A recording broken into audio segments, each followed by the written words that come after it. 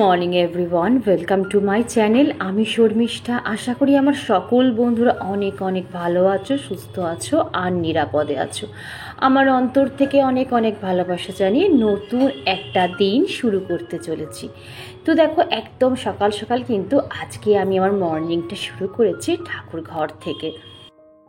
এখানে দেখো, আমি গোপালকে তুলে মুখ ফুক ভালো করে ধুয়ে মুছিয়ে গোপালকে খেতে দিয়ে দিয়েছি। সেটা কিন্তু অফ ক্যামেরায় করেছি, আজকে আর সেটা ক্যামেরা বন্দি করিনি।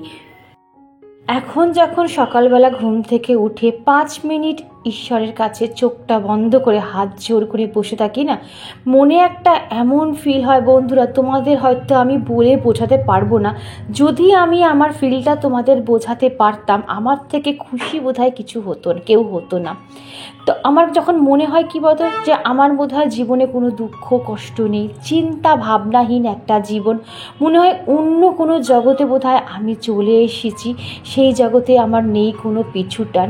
আর ঈশ্বরকে হাত জোর করে একটাই কথা বলি, ঈশ্বর আজকে আমাকে দিয়ে কোনো ভুল কাজ করিও না।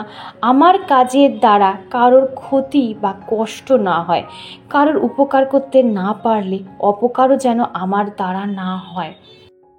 তোমাদের সাথে একটা ছোট্ট টিপস আমি শেয়ার করি বন্ধুরা, সেটা হচ্ছে সকাল সকাল ঘুম থেকে উঠে বাসি জামা কাপড় ছেড়ে যদি ঠাকুর ঘরে একটা অন্তত ধূপকাঠি তোমরা জ্বালিয়ে দেখবে, যে তুমি নিজেই ফিল করবে তোমার ঘরে না কত পজিটিভ এনার্জি কাজ করছে। এইগুলো কি বলতো, কোনো টোটকা বা কুসংস্কার নয়, এটা একটা মেন্টাল পিস। পৃথিবীতে কেউ তোমাকে মানসিক শান্তি এনে দিতে পারবে না, বা তোমাকে হাতে তুলেও দেবে না। এটা আমাদের খুঁজে নিতে হবে। কি করলে আমরা মানসিক শান্তি পাবো, সেটা আমাদেরই কিন্তু বেছে নিতে হবে। আজ যে আমি এখানে বসে যে মানসিক শান্তিটা উপভোগ করছি না বন্ধুরা, এটা কিন্তু আমি নিজেই খুঁজে বার করেছি।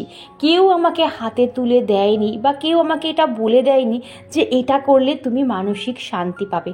বাট আমি কিন্তু তোমাদের বলছি বন্ধুরা, তোমরা যদি আমার কথা মতন একটুখানি চলো, তোমরা নিজেরাই তোমাদের মানসিক শান্তি কিন্তু খুঁজে পাবে।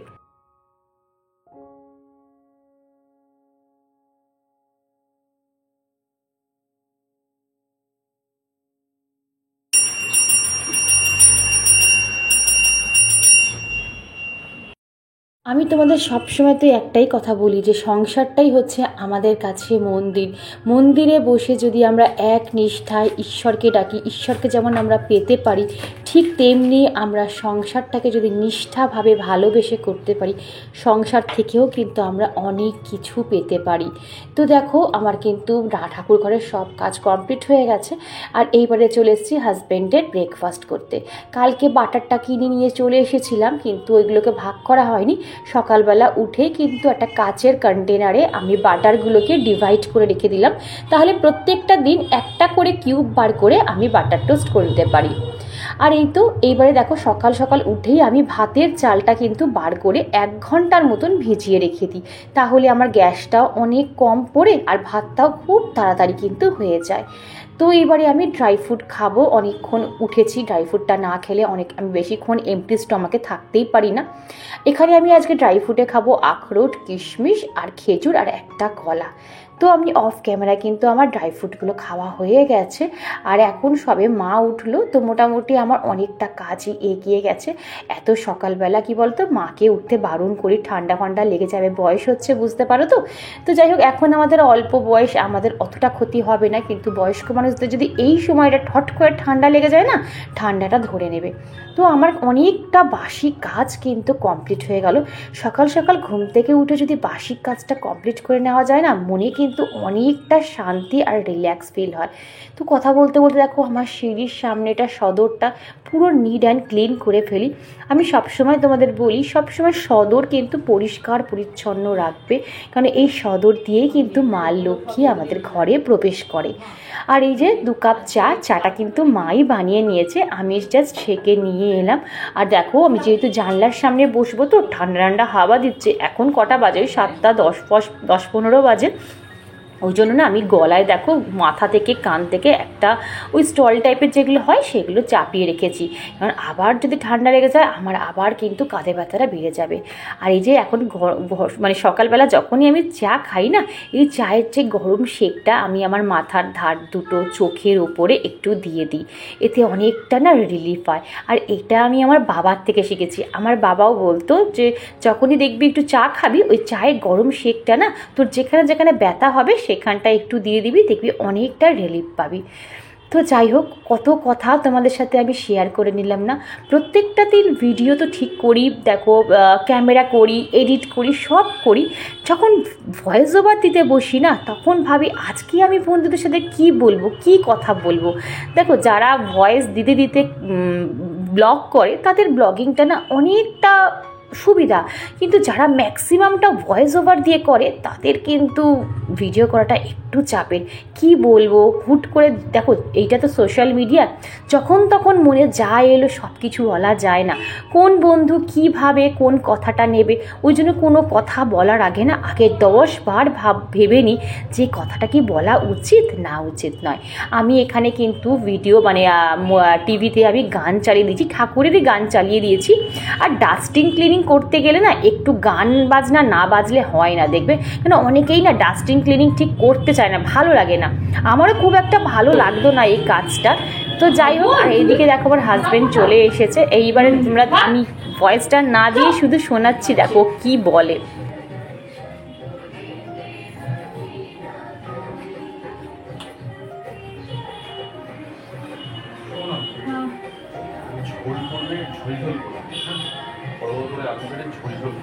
শুনেছি তুমি বলে গেছো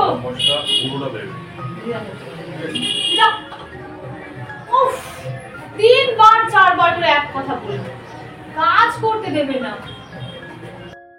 হাজব্যান্ড যখনই আমায় ফোন করবে বা আমার সাথে দেখছো কথা বলবে, ওর হচ্ছে কি রান্না আজকে করবে, কি দিয়ে কি পদ করবে, আর ঝোলটা আজকে নর্মাল করবে কি রিচ করবে কি হালকা পাতলা করবে, এই হচ্ছে ওর কথা। জানো, একটা কথা 3 থেকে 4 বার ফোন করে বলবে, প্লাস সামনে এসে বলবে।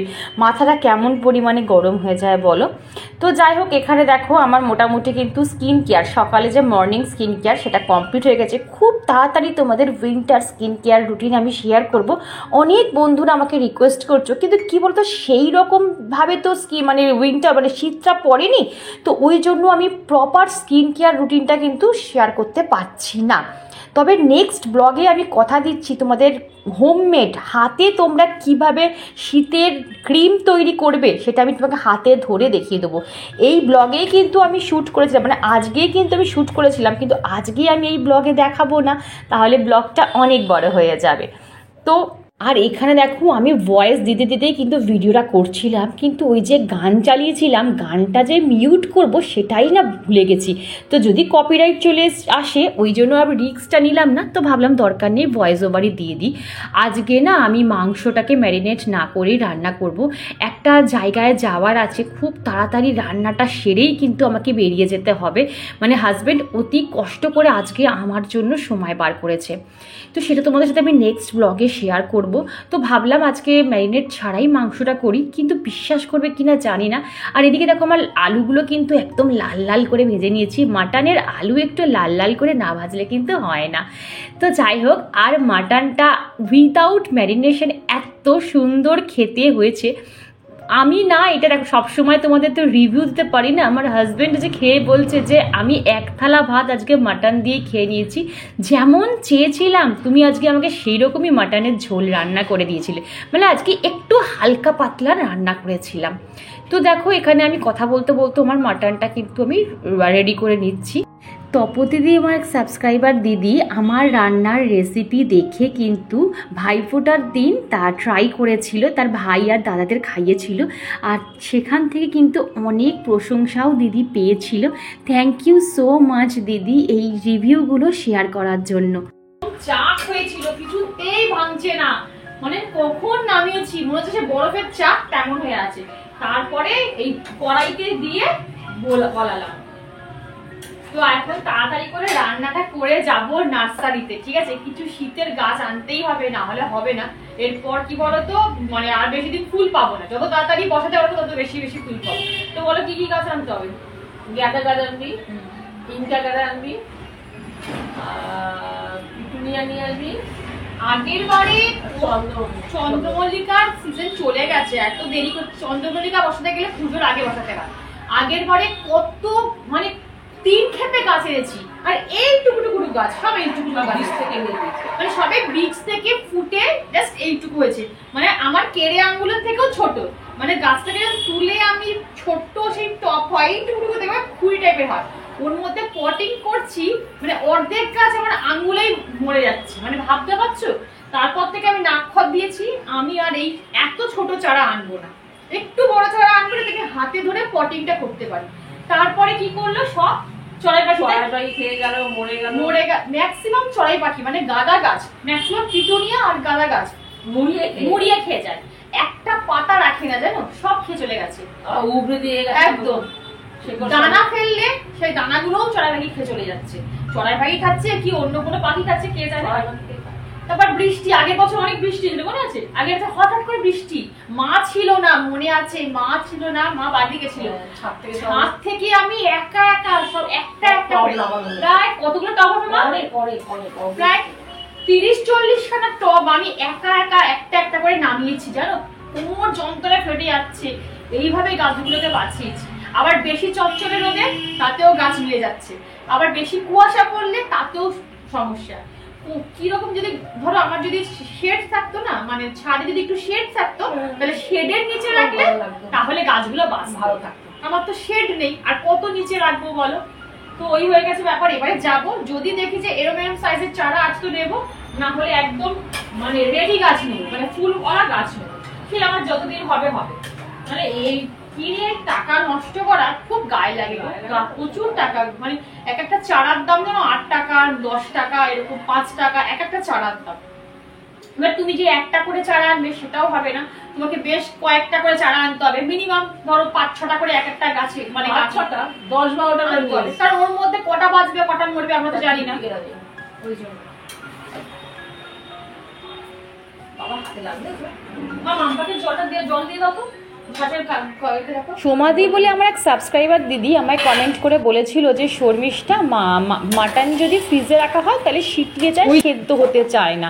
কিন্তু বিশ্বাস করো সোমাদি, আমার কিন্তু কাঁচা লঙ্কা ঝাল আমি মাটন ফ্রিজে রেখে তারপর রান্না করি, মাংসটা আমি কষিয়ে তারপর কিন্তু আমি সিটি মেরে দিই, আর দেখো একদম কিন্তু নরম, মানে যেরকম হওয়ার ঠিক সেমই হয়, কোনো অসুবিধা কিন্তু হয় না। আজ আমার সাবস্ক্রাইবার একটা বন্ধুর কিন্তু ম্যারেজ অ্যানিভার্সারি, ওর নাম নমিতা খাটোয়া, ও থাকে মহারাষ্ট্রে যদি আমি ভুল না বলে থাকি। তো বন্ধু, many happy Returns of the day. খুব ভালো করে আজকে দিনটা কাটিও, আর আজকে কিভাবে সেলিব্রেট করলে অবশ্যই আমায় কিন্তু কমেন্টে জানিও। রশনি আমার একটা ছোট্ট সাবস্ক্রাইবার বোন, বহু পুরনো আমার সাবস্ক্রাইবার বোন, তো অনেক দিন পর আমায় কমেন্ট করেছো। আমি তোমাকে এতটুকু ভুলিনি বোন, প্রত্যেকটা দিন কিন্তু আমি তোমাকে মনে করেছি কবে আমায় রশনি কমেন্ট করবে। তো এতদিন পর এই দিদিটাকে মনে করলো। কেমন আছো অবশ্যই কমেন্ট করে জানিও। এই তুমি ক্যামেরা খুঁজে পাচ্ছ কেন?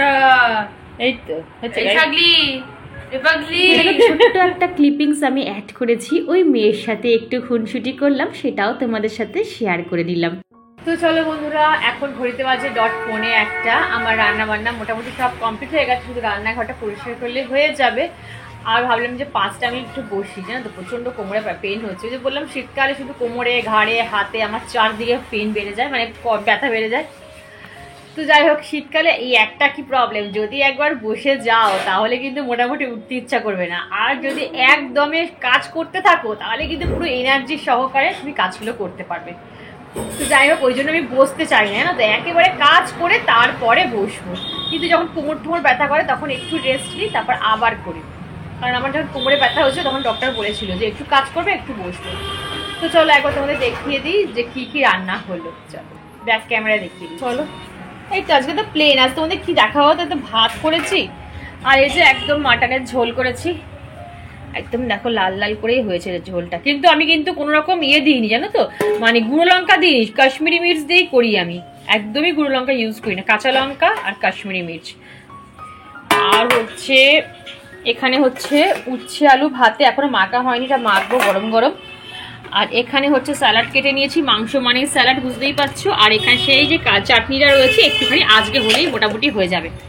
তো এই হচ্ছে আমাদের আজকে দুপুরের খাওয়া দাওয়ার অ্যারেঞ্জমেন্ট। চলো এইবারে আমি, হ্যাঁ, আর এখানে দেখো কাগজগুলো আমি এই ফুলগুলো আমি এইগুলো আমি এখানে একটুখানি রোদে দিয়েছি, এটা হোক, চলো একটু থাক রোদটা। বইয়ের র্যাকটা কোথায় রাখবো? আমার মাথার মধ্যে কি কি বই কিনেছিস? কোথায় রাখবো বইয়ের র্যাকটা? দেখি কোথায়, ওইখানে সব বই ভর্তি হয়ে গেছে, এখানে ভর্তি হয়ে গেছে। হ্যাঁ একটু সরিয়ে দিয়ে এখান থেকে একটা র‍্যাক করে দিলেই হয়ে যাবে, সব থাকবে, অসুবিধার কি আছে? তাহলে একটা বই র্যাক পাওয়া যায় তো, অ্যামাজন থেকে কিনে নিবি। দেখি কি কি বই এসছে, দেখি অর্ডারে কি নিয়েছিস। এটা কি বই এগুলো? এটা শর্ট স্টোরি। আচ্ছা শর্ট স্টোরিজ। আচ্ছা এটা এটা কি? একটা মার্ডারের। Crime and punishment. আর এটাও মার্ডার। আচ্ছা এটা ভূতের। বাবা, ভূতে দেখলে মানে সাথে ঠিকতে পারিস না ভয়ের চোটে। আর এই ভূতের বই অর্ডার করেছিস? এই 4টে বই অর্ডার করেছিস? হ্যাঁ। তো এটাই বার্থডে গিফট?